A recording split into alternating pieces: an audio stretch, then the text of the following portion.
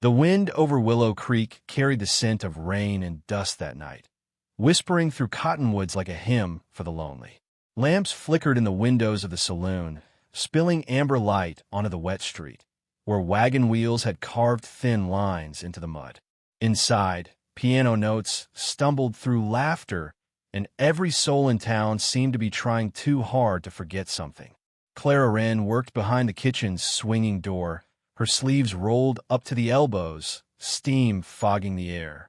Her hands, small and flour-dusted, moved with the quiet rhythm of someone who'd learned to stay invisible.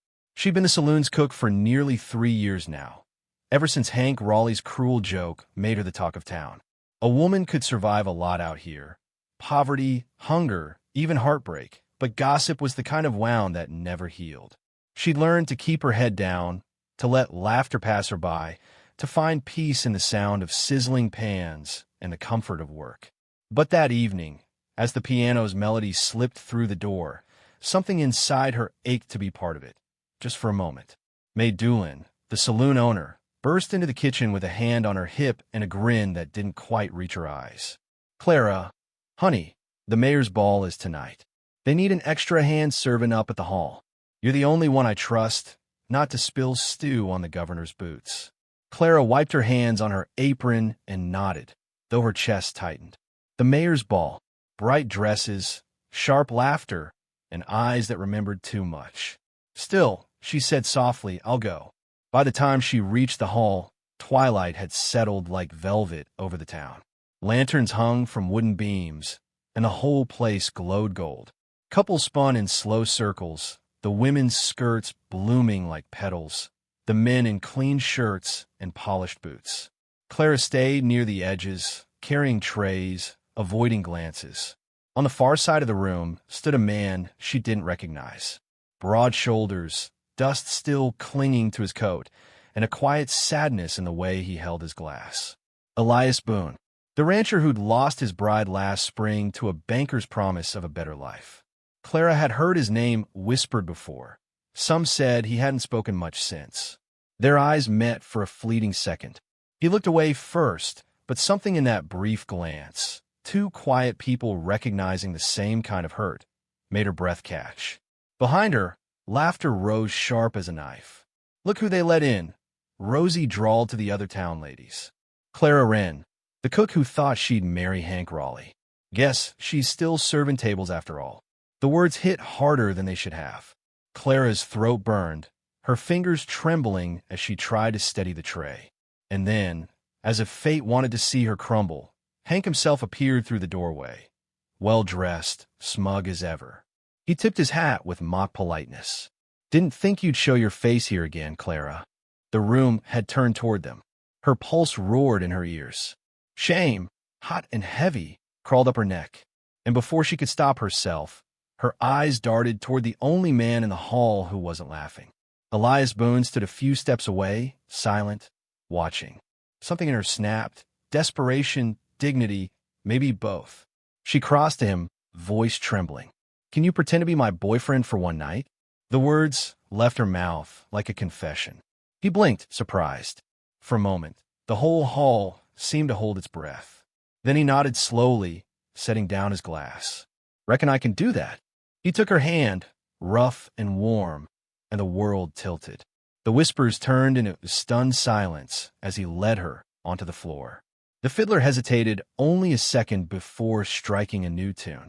They danced, awkwardly at first, his steps heavy, hers hesitant. Then something gentled. Her laughter slipped out, soft and unplanned, and his mouth twitched into the smallest smile. Around them, the town stares softened into curiosity, envy, surprise.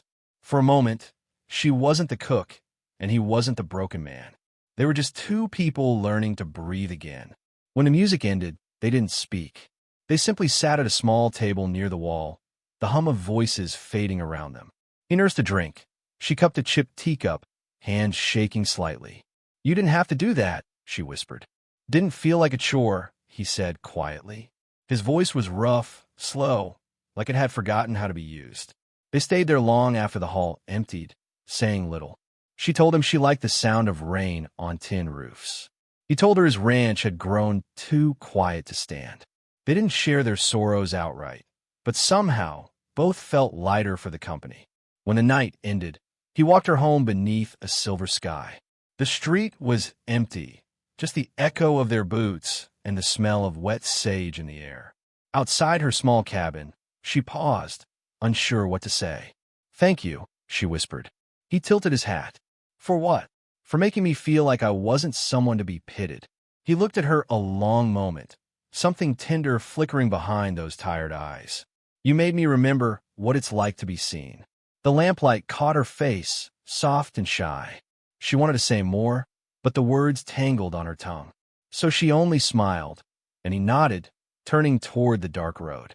As his figure faded into the mist, she stood there barefoot in the dust, the night cool on her skin, her heart steady for the first time in years.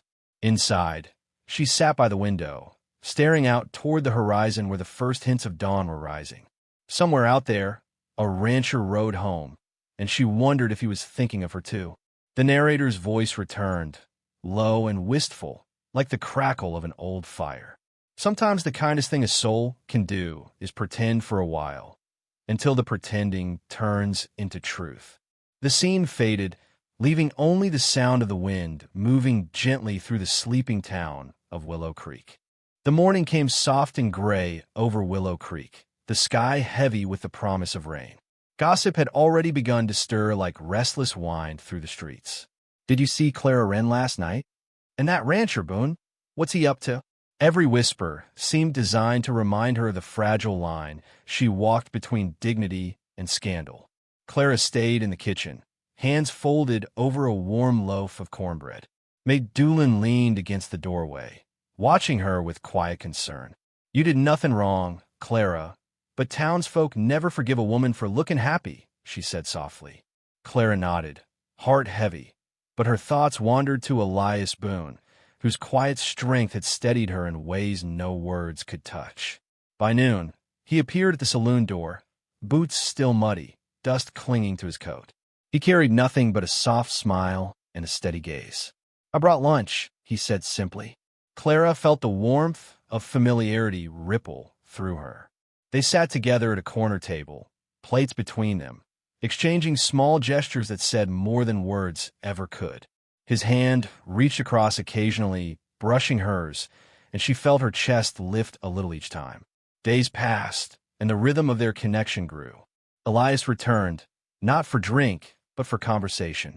He fixed a squeaky door for her, brought back a loaf of bread, and never asked her story too soon. She began to let herself hope. But the past, stubborn as it is, refused to stay buried. Hank Raleigh, drunk and belligerent, cornered Clara one evening behind the kitchen. "Think Boone'll keep you when he learns who you really are?" he sneered, gripping her arm too tightly. Before fear could tighten its grip, Elias appeared, quiet and steady, his presence like a wall of calm steel. "Let go," he said, low and dangerous. Hank sneered, measuring the storm in his eyes, and then released her, stumbling back. Clara shivered, not from fear alone, but from the realization that she was finally being seen and protected on her own terms. May arranged another town dance that week, and Clara almost stayed home, thinking of the murmurs and judging eyes. But Elias found her outside the kitchen, hair loose, sleeves rolled up, cheeks flushed from the day's work. "You asked me once to pretend," he said softly. "What if we stop pretending now?" Her pulse thumped in her ears, the weight of years pressing down, then lifting all at once. She opened her mouth to answer, but before she could, a commotion erupted inside the hall. Hank, furious and drunk, stormed into the saloon, calling out Elias's name and accusing him of stealing what was never his. The tension snapped like a taut wire. Chairs scraped the floor. Glass rattled. The sheriff, steady and calm, moved between them, but Hank's hand strayed toward a revolver at his hip. Clara took a deep, quivering breath. The room went silent as she stepped forward, her voice breaking but carrying like a bell through the hall. "You left me humiliated, Hank. You made me small, but I'm done pretending I'm less than I am." Her words struck harder than any blow. Elias moved behind her, his presence protective, but she didn't need him to speak for her. The room held its breath, and Hank, finally seeing the courage he had never expected, froze. The sheriff quietly led him away, muttering about drunken fools and broken hearts. Outside, rain began to fall, soft at first, then stronger, washing over the streets and washing away the whispers. Lantern light flickered against wet wood as Clara and Elias stepped onto the porch. "You were something fierce in there," he said, voice rough but tender. "Guess I finally stopped being afraid," she replied, her voice catching in her throat. The rain drenched them, but it felt cleansing, a baptism for the wounded and the wary. Elias removed his hat, letting rain drip down his hair. "If you'll have me, I'd like to stop pretending forever." Clara's heart soared, tears mixing with the falling rain. She nodded, and in that quiet, endless moment, they stepped closer, letting the storm cloak them, letting the past wash away.